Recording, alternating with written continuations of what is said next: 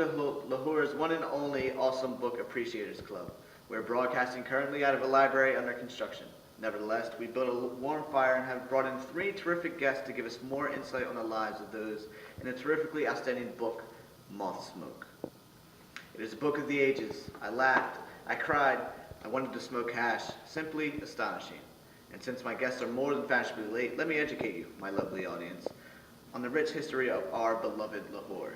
Lahore is not only the 2nd largest city in the country, but is the capital of the Pakistani province Punjab. We'd like to remind you that we are the cultural heart of Punjab, where most of the arts take place, as well as education. Simply put, we are the premier place to be. They're still not here yet? Well then, let me give you a little hint as to who we have coming in today. My first guest is, for lack of a better word, fat. Not in the pH sense, my friends, but actually he is enormous. He frequently sweats on cool days. He is the captain of Lahore's finest rickshaw service, as well as a low-life thug. Allow me to introduce my drug dealer of choice, Murad Butcha.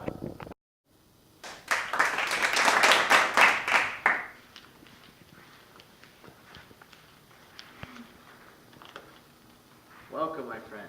Warm up by the fire. Okay. Do you need anything? Nah, we'll talk later. Please, introduce yourself. Murad Basha, at your service. I'm sure you're here to ask me about my relationship with Darashiko Shahjad. Not at all, not at all. We're here to talk about you. Please, tell us about yourself, Mr. Badshaw. Please, call me Murad. Okay, Murad then. Yeah, as we were saying, I can see you are being polite, asking me to tell you about myself. I'm quite sure you've heard of me. My reputation is enormous. Well, nevertheless, I will tell you what I already know. I'm the rickshaw fleet captain. I am the land pirate. I'm Robin Hood, as you could say, of the streets of Lahore.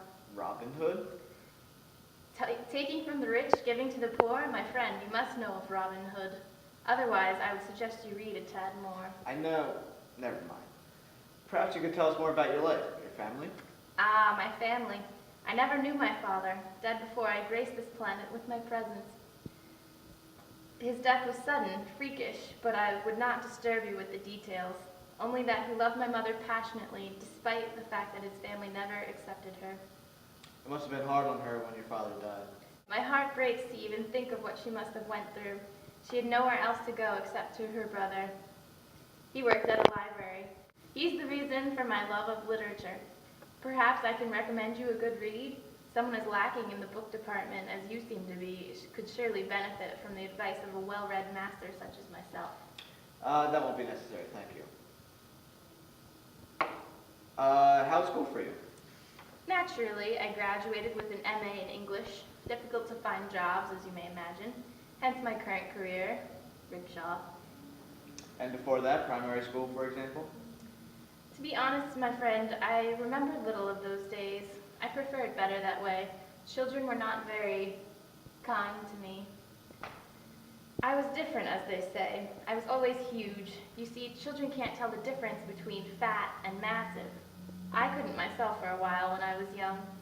I believed what they told me, what my uncle told me, that I was useless, disgusting, something on the ground you avoid stepping on because it would ruin your shoes. I suppose that could be the reason I read. An escape, you might say. Yes, my friend, I was looking for an escape. Reality is a difficult thing, is it not? It seems I'm getting a bit melodramatic with my musings. Forgive me, my friend, but when I think about my feelings from childhood, I am only amused. How could someone as great as I feel so lowly? Well, it doesn't matter anymore. True talent and wonder cannot stay buried for long, no matter how much others will try to stifle it. How, inspirational. Well then, how's your relationship with your mother? My mother adored me. Perhaps she was a bit overprotective at times, but I never doubted her love for me. Always taking me in her arms whenever she knew I was upset, she often showed her love through food, a sacrifice since we were never very rich. Yes, my mother was a wonderful woman, a heroine in every sense of the word. And your uncle? You seem to hint that he wasn't very friendly. He gave us everything. He was not too happy, however, about me. He didn't like how my mother wasted all the food on me, felt I was selfish, worthless.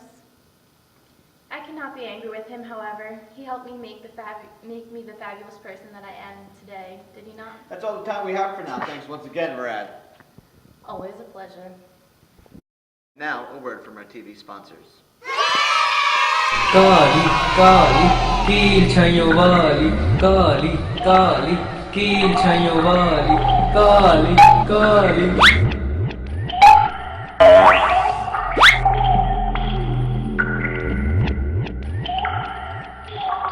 Mummy, मैं आज सुबह college नहीं जाऊंगी। क्यों बेटी? क्योंकि सभी कहते हैं काली काली कीलो चाय वाली। अब नहीं कहेंगे।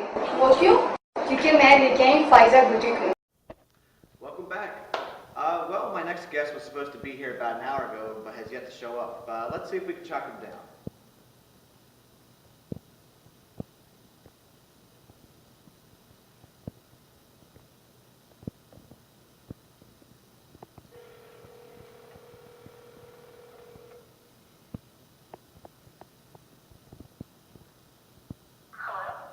Hello?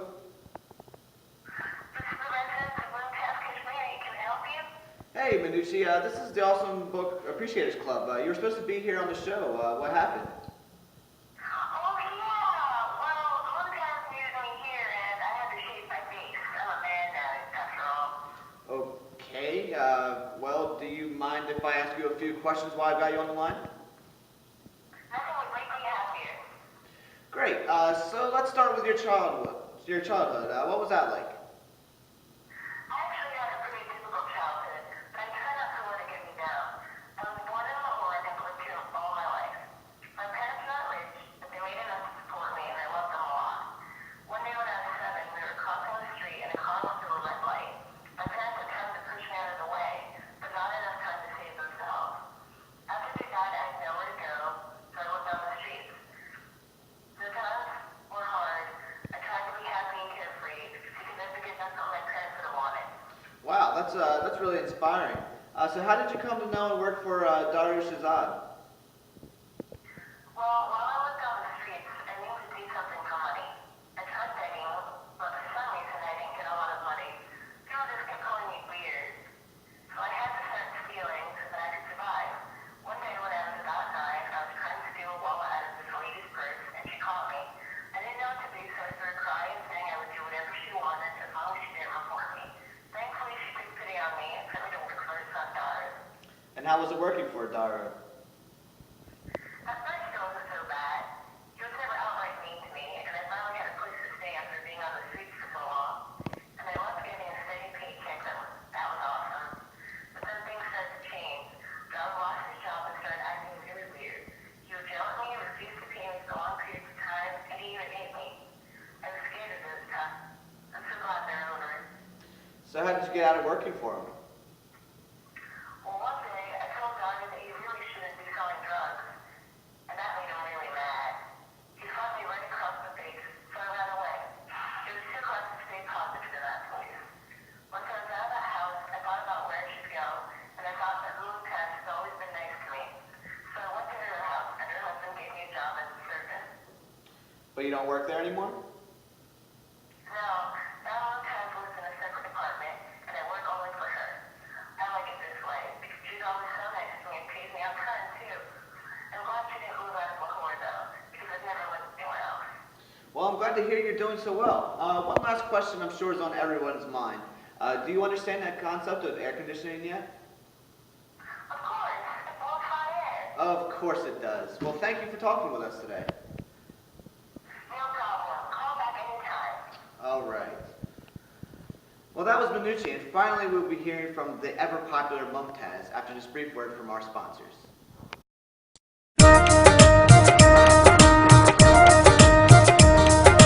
खीर पकाई ढक्कन से चरखा दिया जलाओ खीर पकाई ढक्कन से चरखा दिया जलाओ अब न कोई जतन करने की जरूरत है और न चरखा जलाने की, क्योंकि अब आ गई है ज़हूर खीर मिक्स। लज्जत ताकत और तवानाई से भरपूर ज़हूर खीर mix.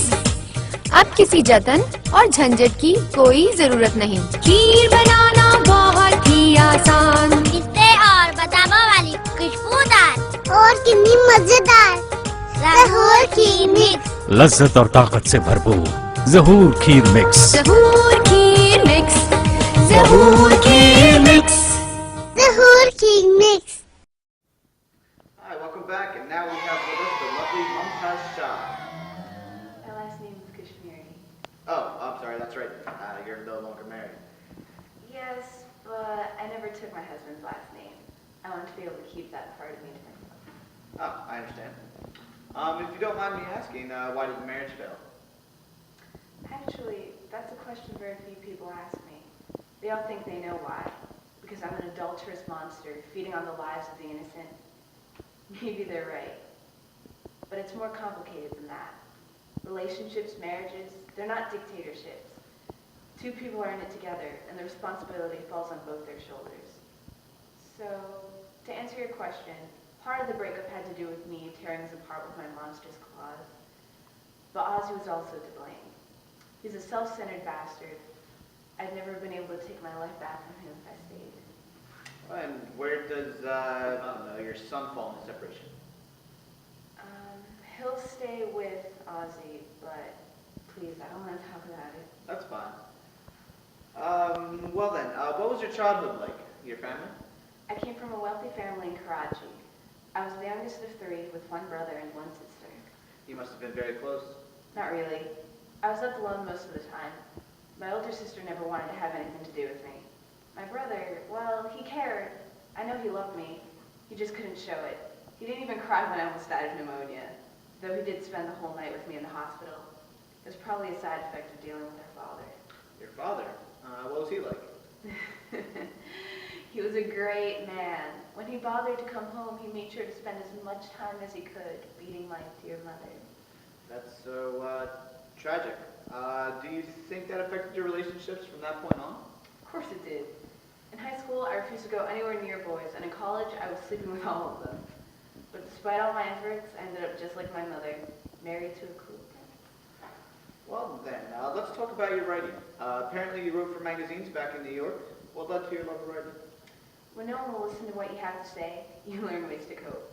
Some people act out. I took to writing. Why haven't you continued here in Lahore? You could say I do a little bit of writing on the side. And what are you doing now that you're on your own? I'm taking things one day at a time. I tried sacrificing my wants for others, and it failed me. So now I'm living for me. Beautiful. Well, Mumtaz, that's all the time we have for the interview. Thank you for joining us. Thank you for having me. All right, well, that's all the time we have here for today, folks. Thank you for joining us. And next week, we'll be looking at The Dangerous Life of Bees.